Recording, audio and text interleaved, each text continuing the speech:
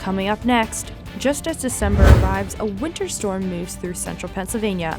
We have the latest on the weather and what the storm left behind across the Northeast. Plus, see who's training man's best friend in central Pennsylvania for a very special mission. And seasonal depression is a real problem for many people. I'm really not in the mood to do things, and it drives me to the point where I literally just want to cry. Now, a new kind of therapy offers new hope to patients. The Center County Report starts now.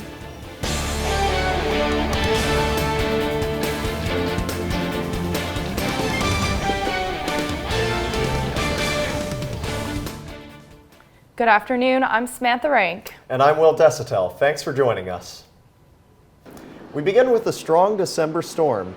Much of the Northeast is digging out today after a blast of winter weather Sunday and yesterday. More than a foot of snow fell across much of New England.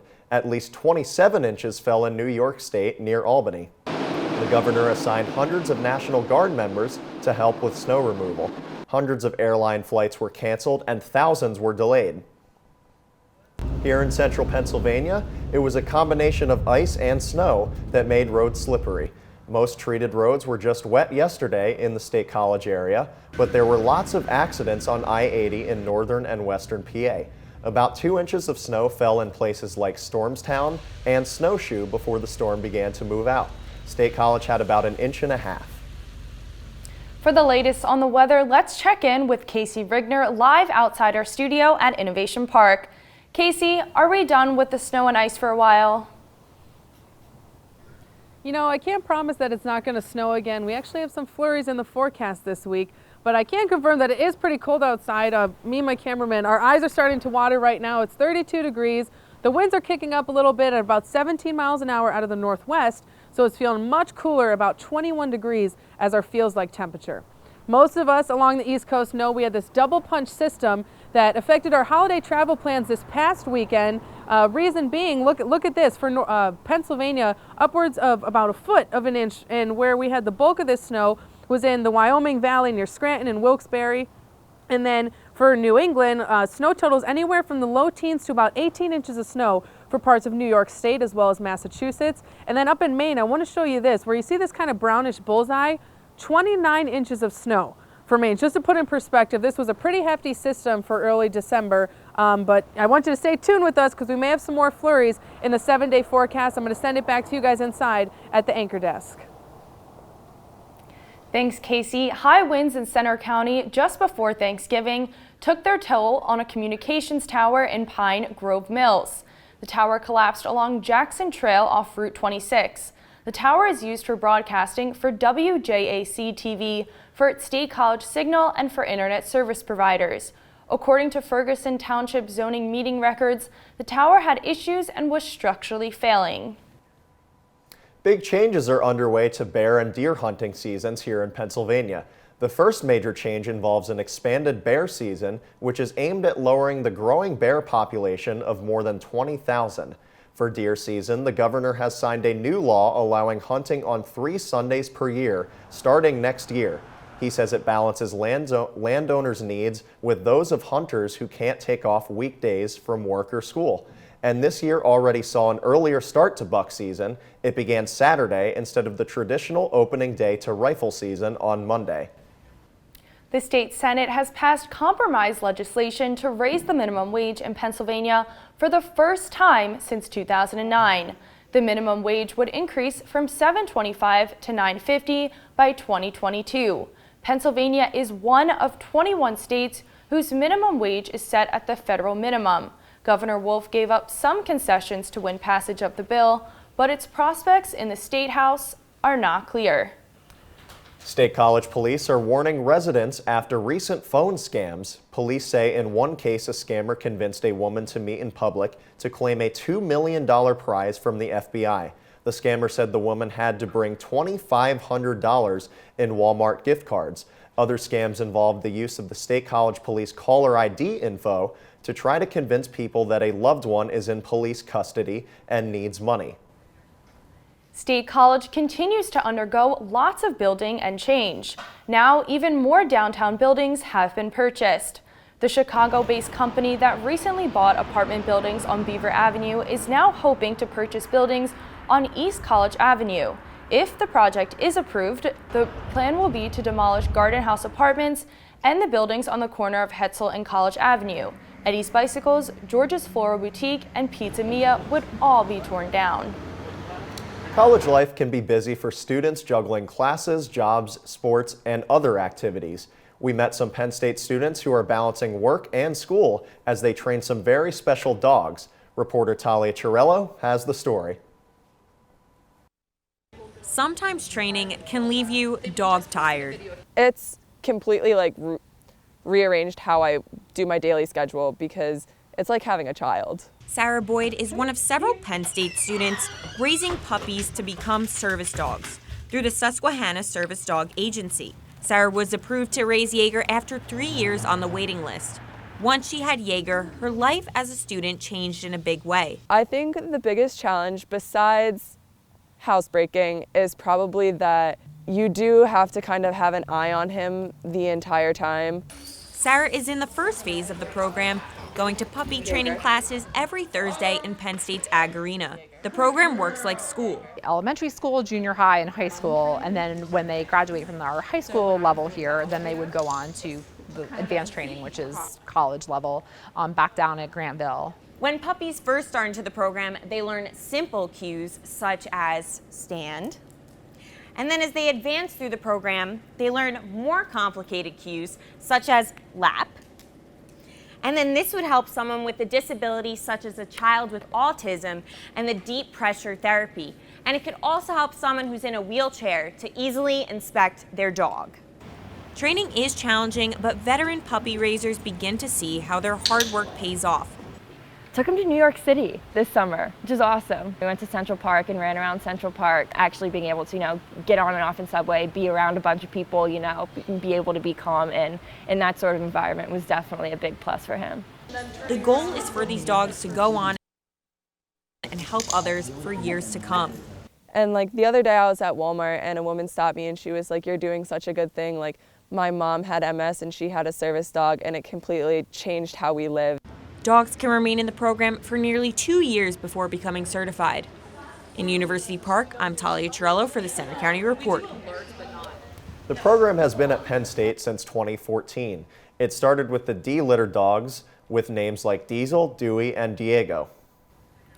In health news today, new research shows just 1 extra hour of sleep a night can have big health benefits for college students. In a study led by Penn State, researchers found when asked to extend their sleep, students were able to get an extra 43 minutes of sleep per night on average. The result was lower blood pressure and most people feeling not as tired during the day. Researchers say not enough sleep is an issue for people of all ages, but in college students, more than 1/3 are getting less than 7 hours per night. In other health news, while the winter months are here, more people will start to go through seasonal depression. But Penn State is offering a special kind of therapy that can help college students fight this problem. Carlos Flores has the details. I'm really not in the mood to do things, and it drives me to the point where I literally just want to cry. Jennifer Cruz is a junior at Penn State. Like most students, she tries to lead an active lifestyle beyond schoolwork. However, she suffers from seasonal affective disorder or seasonal depression. This type of depression happens during the change in seasons and affects someone's mood. However, the school year doesn't stop, which means people like Cruz have to deal with this problem. It just brings my entire mood down on top of just other stress with school. UPUA, understanding this issue, brought the idea of implementing light therapy boxes in the Health and Wellness Center in the IM building. These Happy Light energy lamps delivers natural spectrum daylight, and in just 10 minutes it can lift spirits, sharpen concentration, and improve energy levels, all at the push of a button. The energy lamp gives 10,000 lumen per square meter of natural spectrum light, allowing the body to create energy enhancers of its own. Erin Roppers, Assistant Director of Health and Wellness, notices the visible changes in people who take advantage of the energy lamps. I've had verbal feedback, and students have also been repeat customers, or they're coming back to try it out again. So that's been good. Cruz understands the benefits in trying this therapy and encourages others to give it a shot. Overload anything that might help you just to give it a try. So I'm always open to new things, so I feel like the thing that they have going on at the IM, I would definitely try it. I'm Carlos Flores for the Center County Report. There are currently discussions to bring the light therapy boxes to academic colleges such as lounges and waiting rooms in the near future. Recycling efforts are helping Center County residents save more than 7,000 tons of material out of landfills. About 40% of all recyclables collected in the county are from residential curbside collections. Another 35% comes from businesses, apartment buildings, and public spaces. Additionally, state college families produce less trash than the average American household. Homes in Center County produce about 60% of the nationwide average. Will we see more snow later this week? Casey is back in a few minutes with the 7-day forecast. Plus, the governor fights back against a plan that could leave the state college Spikes without a baseball parent team. And see how a community has come together and used movie characters to support a popular coach's wife during a tough time.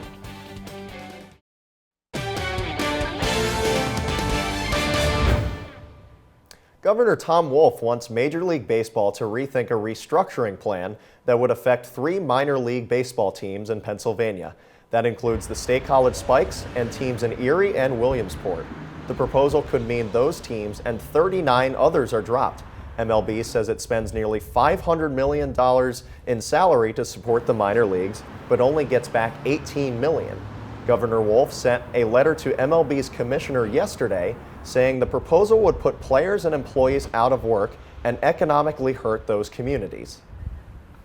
At this time of year, during the holidays, most people focus on family and home. One family that's a big part of the Penn State sports community is giving thanks for those who are supporting them through a tough time. Mo Cooper, the wife of Penn State baseball coach Rob Cooper, has been fighting breast cancer. Reporter Brian McLaughlin talked with Rob about the support they're getting from the community. You know, I'm at home, she comes walking in and she just burst into tears.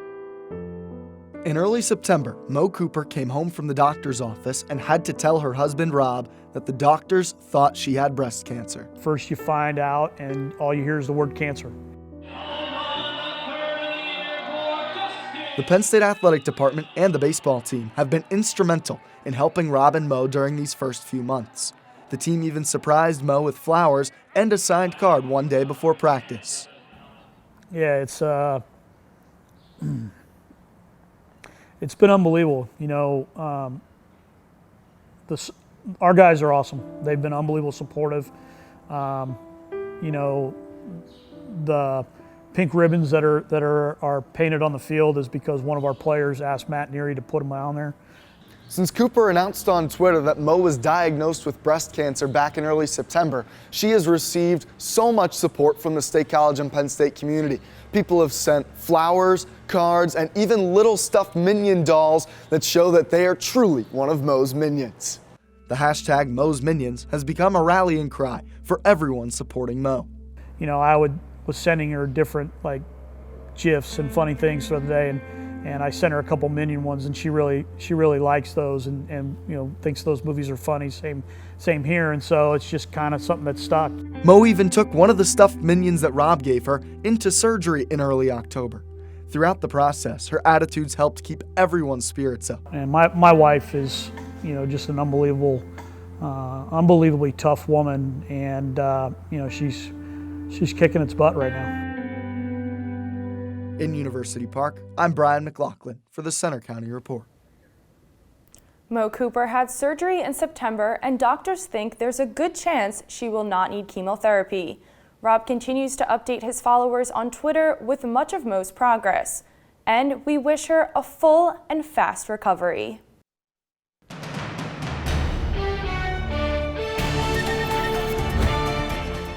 Hey, good Tuesday afternoon, everybody. Thanks again for joining us. Some snow still on the ground here in Happy Valley, just not too much, nothing to be frightened about. This is over the Penn State golf courses. Pretty dense cloud cover in the area. Right now, 32 degrees. We have some winds coming out of the northwest, 17 miles an hour, so it's feeling about 11 degrees cooler, 21 degrees right now.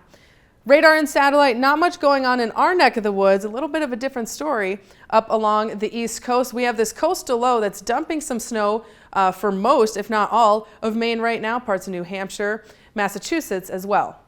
Temperatures across central Pennsylvania, we are in the low to upper 30s, maybe even in the 40s for some areas down in this capital region. Otherwise, pretty much 30s across the board. Notice how these winds are kicking up a little bit past those mountains down in the southeast. Our Futurecast model, the next couple of days, we should remain dry for this evening, maybe some lake effect showers for parts of the northwest. I don't even want to rule out a snow shower here in central Pennsylvania. Overnight tonight during the wee morning hours, most of us won't be awake during this time. Then Wednesday, some lake effect showers for the second half of the day, and notice how it's going to stay in western Pennsylvania. So not much of a threat for eastern PA, so not much that you'll have to be looking out in that area. 36 is our high today, mostly cloudy, some sunshine, peaks here and there, gusts up to 25 miles an hour today. Overnight tonight, expect some of those snow flurries, 30 degrees as our low, winds are out of the west at 5 to 10. And then tomorrow for your Wednesday, 36 again as our high, some sunshine and clouds to start the day with those lake effect showers during the second half of the day. Notice we have a trend here. Temperatures stay relatively close to each other, mid-30s for most of this week. Breezy by Thursday, maybe some flurries early Friday. And then the weekend's not looking too bad. It's going to be beautiful Saturday, but it's going to be chilly. Low 40s, then we warm up. By the end of the weekend, low 40s, maybe even some rain. But if you noticed, we are getting colder here in Pennsylvania. Winter is almost here. Yeah, finally starting to hit the snowy season here yes, in State College. I'm Seems not like a snow. a while. Yeah, I'm not a snow fan, so I'm ready for it to skedaddle here soon. Casey, as always, thank you. Let's send it over to Mitch with sports. Thanks, Will. Coming up in sports, Penn State men's hockey split a pair of games against schools from the state of Massachusetts over the weekend. See what that did to their ranking. Plus, Penn State football reached the 10-win mark for the third time in the last 4 seasons, with a win over Rutgers on Saturday. More on that in sports after the break.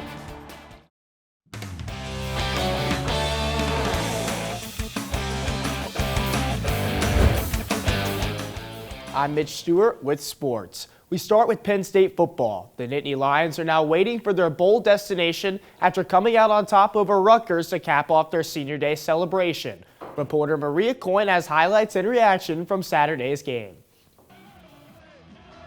Hit with a number of injuries to key starters, including at quarterback, the win didn't come easily for the Nittany Lions on Saturday against Rutgers on Senior Day.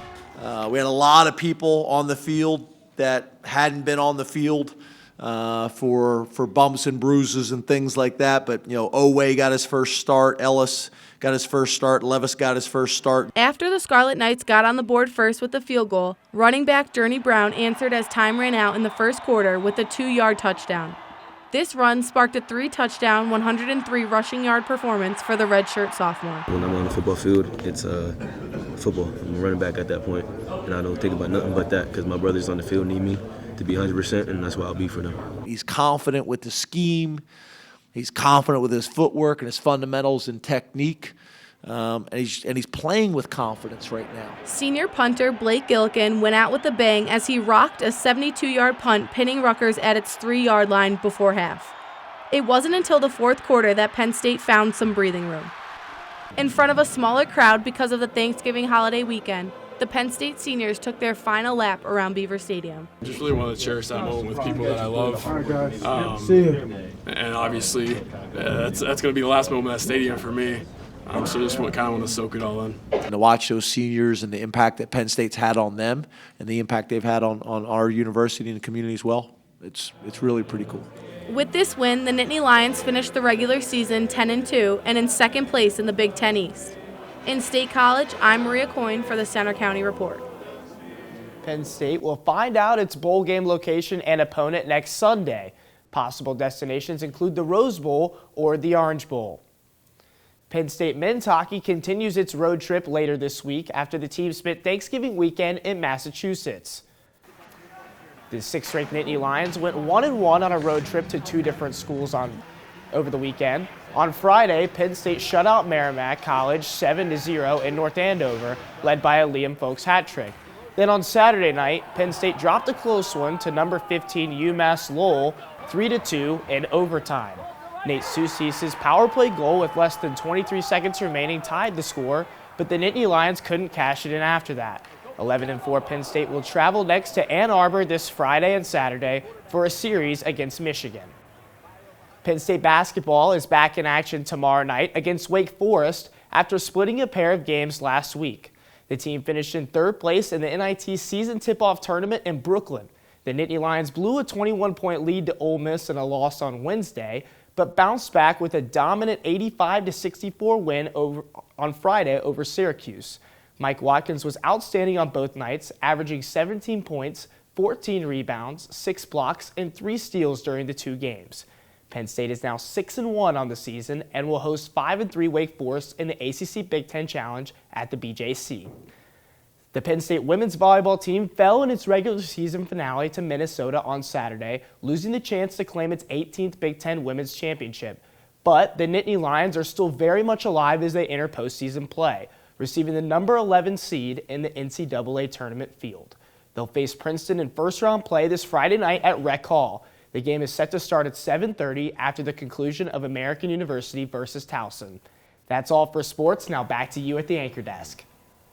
Thanks, Mitch. Coming up next, a new addition is coming to Penn State that offers visitors a look at both natural and human-made beauty. Penn State's University Park campus is planning for a new University Art Museum to replace the Palmer Museum of Art. The new museum will be located at the Arboretum at Penn State, allowing for more exhibit space and collaboration between human-made art and natural beauty. The museum will also offer an on-site parking, twice the exhibition space, new educational spaces, and more. Construction is expected to wrap up by 2023. That's all for today's newscast. You can find more of our stories on our website, centercountyreport.com. And you can follow us anytime for breaking news on our Twitter feed. That's at Center County REP, or on our Facebook page. We also have a Center County Report Instagram. Join us for our next newscast on Friday. Have a good day.